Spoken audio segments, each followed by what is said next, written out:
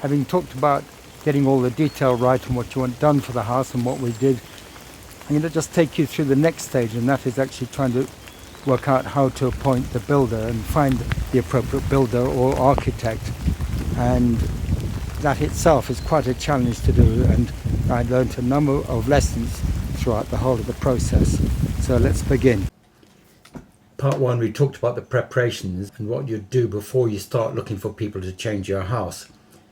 Here in this next stage, we'll cover how I went about finding the team. It's a highly critical stage of setting up the building work. I'll take you through what we did and the lessons we learnt on the way. I'll also talk about why and what I would do differently if I were to repeat the exercise. And what we want to do is take down this wall here, this wall along here as well, so as to open up the kitchen into one room like this. I believe this is a load-bearing wall along here. We had worked out all the details of what we wanted to do to the house. We had also made the decision we weren't going to employ an architect or architectural technician or designer. So this process was setting out to find a builder or builders to do the work, a structural engineer as the structural walls were being taken down, building control and planners. I had to notify the authorities. I also had to notify my house insurance and tell them what was going on. With hindsight, as I decided not to appoint an architect or an architectural technician, I had no real knowledge of building techniques, regulations and systems, so I was pinning all my hopes on finding the right builder or tradesman. The additional problem was I didn't know any builders. With hindsight, an architect or an architectural technician or someone with building industry knowledge would have made things a lot simpler. I had had previous experience in Scotland with an excellent architect who helped us put in a second story into our home, and it made the whole process much more straightforward. But on this occasion I felt we were only knocking down a few walls and I wouldn't need the extra expense, and it'd be easy to manage it myself. I'm now thinking perhaps that wasn't the best decision, and maybe I should have gone for an architectural technician, but hindsight's great. So we end up with a sitting room, kitchen, dining room. So basically we'll be leaving the kitchen far end as it is here, but all this will become one wall with a door there, and all this will be one. That's the job that we're after. Anyway, the line I took that I would project manage it myself without the extra costs or help from an architectural technician or architect. I started out on this journey knowing in detail what we wanted to be done. I was also clear that I would not accept any work where there were requirements for upfront payments. And as my quantity surveyor friend said, only pay when work is done. And this was actually quite a difficult objective, as so many builders in the early stages demanded upfront payments. I wanted to be in control, and if I made upfront payments, I was always beholden to the builder. There's also the added risk that they would walk off my hard-earned money. How often have we heard of this? Timescales, no deadlines was also a key criteria. It was all about getting the job done properly first time round, no matter the time it took. Of course, we wanted it done quickly, we wanted it done efficiently, and we wanted to move in, but we didn't want to end up with a huge list of issues. So I decided to break the job down into different sections. I felt that we could have several tradesmen working on it at the same time. This might also reduce the time it took to do the job. My research began by posting the work onto industry websites. The chimney removal was one job, also removing the walls and reinstating walls with the load-bearing RSJ beam would be another job. The new bathroom upstairs could be another job. And then in addition to that, we wanted a heat pump. As soon as I posted some of the work onto the building industry websites, I received response to my adverts. I met a string of prospective builders, all offering to do the work. I showed them all what we needed to do. As you can imagine, the style and response varied immensely from builder to builder. The quotation stage is a crucial stage in the process. It gave me a chance to meet the different builders and hear what each had to say, compare what they said, compare their prices and timescales. I always have the principle when I'm paying for a job that if it's over £1,000, I get 3 quotes. If it's more than £5,000, I get 6 quotes. And if it's over £10,000, I try and get 10 quotes. At the start, compile a sheet of questions you want to ask each builder. Again, with hindsight, I would suggest there are 2 of you involved in this process of actually showing them around and interviewing them. Ask your wife or partner to be involved too. If you've got kids, get someone to look after the kids so there are no distractions. This is important to get right. I did this by myself, which is an awful lot on my shoulders. 2 people, even without building knowledge, makes a big difference. Make sure you methodically go through your sheet of questions. The questions could start with some basic information, contact details, preferred method of communications. Is it email or text or WhatsApp or phone? Will they be able to do the work on their own, or will they have other people with them, or will somebody else be doing the work? How many other jobs will they be doing at the same time? In other words, will they be here on your job all the time, or will they be having to juggle other jobs and one day a week here, 2 days there, etc.? What are the hours of work? Also assess them during the actual tendering process. Did they turn up on time? Did they give you the quote when they said they would? Did they communicate with you during the quotation stage? All of this indicates the type of builder they are. Make sure you get 2 references from them, people they've done jobs for of a similar type that you can actually speak to. And don't be fobbed off with them telling you, go to my Facebook page or my website. You actually want to speak to these people. Take notes as you show them round and go at your pace, not their pace. Good builders won't mind. Cowboys and fly-by-nights will try and chivvy you along and dodge your questions. After all, you are offering to give them work. They are not cheap, and the decisions you will make have a lasting impact on you and your family. So make sure you do it thoroughly. Good builders will expect you to do this. Remember, this process is a 2-way process. They're also assessing you. They'll be asking themselves, are you well organized? Are you somebody who will keep changing your mind? Will you have realistic timescales and expectations, etc.? The sharks and fly-by-nights will try and chivvy you along. So don't let this happen. The quotation stage allowed me to assess the different building tradespeople, discuss how they would do the job. And also important part is, what is your gut feel about all of this? I've learned over the years to listen to what my inner self feels, even though I don't always understand why, nor necessarily have a logical explanation, but it's often right. So if I don't feel it's right, I don't go with it, even if there's no logical explanation. Despite doing all this, for me personally, this was a very difficult period. I felt very vulnerable. I'm not a builder. I was meeting lots of people who supposedly knew the trade. It was an area of knowledge I did not have. Who was telling me the truth and who was bluffing? It was very, very difficult. I really needed someone in the industry to help me through this stage. There should have been 2 of us meeting the prospective builder. I did it on my own. An architect, technician or a quantity surveyor would have made a huge difference. Anyway, I needed to keep reminding myself of the 4 principles that I'd laid before myself at the start of the process. It wasn't easy. I knew the details of the work that I wanted done. I knew that I wasn't going to make payments up front, and I was prepared for builders to walk away. My timescales were realistic. There were no deadlines. It was all about getting the job done properly. I needed to be in control, and by making the payments as the work was done, I made sure that stayed that way. The quotations, as you would expect, varied enormously.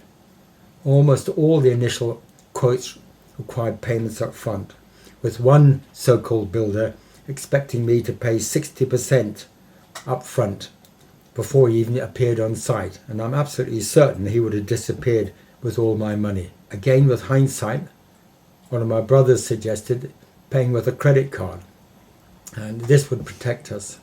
I'm not sure if all builders do have credit card facilities, but certainly those who do have credit cards will have been assessed by the credit card companies. There were, of course, various building schemes where builders had to follow code of conduct. In all honesty, I wasn't impressed by these. They appeared to be aimed more at the builder than at the customer. So in conclusion, I was not comfortable with the first round of builders that I got from the website. They didn't feel right somehow, so I persisted. While this whole process was going on, we continued to evolve the details of our plans. The breakthrough came when I decided that I would start independent of any builders, appoint a structural engineer to do the calculations for the load-bearing walls. Before this, I actually prepared a list of questions I felt I wanted to ask the structural engineer. I used Google to find the structural engineers near me and then carried out telephone interviews, asking them what they did, the type of buildings they'd been involved in, how they worked, their payments, etc. The first structural engineer I spoke to didn't come across very well. The second I was much more comfortable with, and he charged £175, no VAT payable, for a site visit, structural appraisal, which included a summary email of his findings from the visit and recommendation on how best to achieve the desired alterations. Once the full scope of work has been determined, he said, I will then prepare a separate lump sum fee proposal for the conversion. I was happy with that. I didn't think £175 was a huge risk. It actually turned out to be an opportunity to quiz someone who was working in the building industry. He gave me some very good advice. He advised me that he had his own home alterations done on a cost-plus basis with a builder he knew. I was sceptical whether I could achieve this, as I didn't know any builders. He gave me the contact details of a few builders he felt could do the job. Armed with the structural engineer's report, I then approached the council building control, and they were very supportive, making a site visit and helping me complete the various application forms. While this whole process was going on, I continued to evolve the plans, asking everyone about prospective builders. Eventually I got to the stage where I phoned my list of builders, and everybody who had been recommended appeared to be busy. Some said 3 months' time was the earliest they could start. And of course, good builders will always be busy. My thought process was that if I kept phoning those who did not respond, I would hopefully eventually find one of the recommended builders who was coming to the end of their current project, and they were starting to cast about for the next work to go on to. This is in fact what happened in the end. But the other issue was, how should I conduct the business? This is all about trust. Trust, of course, works both ways. I'd learnt about the homeowner contracts from my quantity surveyor friend. Homeowner contracts are designed specifically for people looking for the benefits and protection of a contract when appointing consultants or contractors to carry out their building work. There are two forms of contract. The homeowner who has not appointed a consultant to oversee the work, that was us, or that was me. And the other one is the homeowner who has a building contract or consultant agreement. Basically, homeowner contracts lay out how the work will be conducted, the obligations on both parties, the builder and the householder. The householder, how he will make the payments, how access to the property, etc. The builder, the hours of work, the days of work, how he'd leave that building tidy, tools away, safe. The final quotation, which is accepted, will be signed by both parties, the builder and yourself. How the payments will be made.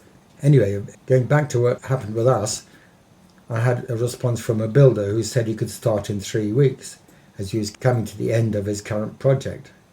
I showed him the work. Rather than showing him everything, I concentrated on part of the work, knocking down and reinstating the internal downstairs walls. This allowed us both to see how we worked, the builder and myself, and he could look at me. If it didn't work out, we could both stop after this phase was completed. And that's a 203. Yeah. So it will stick down. So, or I can cut the middle over there of the timbers, and that goes up 203, and then we just need to plant the 50mm piece on underneath there. He provided me 2 references, a crucial part of the assessment. I phoned and spoke to the first. It became obvious that Mark had done an awful lot of work, having started on a small task. Mark, our builder, could not have written a better reference, even if he had tried. I decided to proceed on a daily rate with Mark. I also didn't, in the end, use the homeowner's contract. Payments were weekly in arrears for his time, and goods were paid directly to his suppliers. No money up front, which is massively reassuring. Mark started by taking down the walls to create the kitchen, living room, dining room, and install the RSJ beam. It quickly became apparent we had found an exceptional builder and person. Mark always jokes he came here to knock down some walls and has been here ever since. His building knowledge is immense. Always there on the job, exceptionally tidy. He of course knew other people in the building trade, electricians, plumbers, landscape contractors. An immense advantage to the whole of the process. So in conclusion, the process of finding our builder was tough and sometimes scary. We got there in the end. If I was to do this again and I knew no one in the building industry, what would I do? First, I would consider seriously employing an architect or an architectural technician, which would probably be slightly cheaper, to put the details together. He'd probably help to put together the bill of quantities, which is a breakdown of all the materials and tasks that needed to be done. I'd also look at him supervising the whole tendering process and monitor the job as the builder completed it with agreed payment dates. This is, after all, what we did when we were in Scotland, when we decided to add a second story to the house that we lived in, and it worked out extremely well. So if you're busy and have a busy life, I would say it's a must that you have an architect or an architectural technician. The other thing I'd also say I've learnt is always have 2 of you interviewing and meeting the prospective builders. It can be yourself and the architectural technician or builder. No matter how little you know, the 2 people meeting will help massively. Using a homeowner's contract has to be seriously considered. It's an extra safeguard. No matter how you do this, you must continuously evolve your plans and details. These are your responsibilities, not your architects or builders. They will of course help, but what is missed or included is always down to you. As I've already mentioned, I will always say, if you do it yourself on your own, you'll probably get it 60% right. If you involve an architect and an architect technician, you might get it 75% right. If you involve your friends, family as well, you might even push it up to 80%. So what's he done? Those bits of wood either side are new and he's bolted. Well, what he did is he's cut this gap to put the beam up. Oh, so you had to prop both ends? Mm-hmm. Oh, yeah. No, he had a hoist, this thing. Yeah, this thing. But he had to prop this, that's why he's got 2 sets of props. Yeah. Then he cut it. Yeah. Then he's hoisted the beam in. Yeah. And it's got wood. And he's got timber in there. Yeah. And Is that so? I suppose that timber's going to rejoin to each of these. He's going to put a bracket on each timber to That makes support sense. this end and the same. That makes sense. End. So and how is that supported at each side? On this? he'll build this up. He said it's got to come back a bit, 18 inches, and then it's going to come up all the way. So you had to cut through these long planks that go. The final thing you've got to do is make sure your household insurance know. Remember to notify them. Make sure that all the trades professionals you employ have public liability insurance. it will be a requirement of your home insurance. Ask for a copy from each you employ. Heat pumps and solar home batteries is another story. There are specialist suppliers out there. Huge government grants currently are disrupting the marketplace, provided easy pickings for contractors. I have my misgivings by the so-called safeguards that Ofgem have in place to protect the homeowners. But that's another story, and I will make a video on that in due course. At the bottom of this video, I've put some links to useful bits of information that might help. Please ask any questions. I'll always try and give you my honest opinion. And remember, I'm an ordinary homeowner who has gone through this experience like so many others. I don't profess any specialist knowledge other than what you see here. Please share your own experiences so we can all learn from each other. Thank you very much.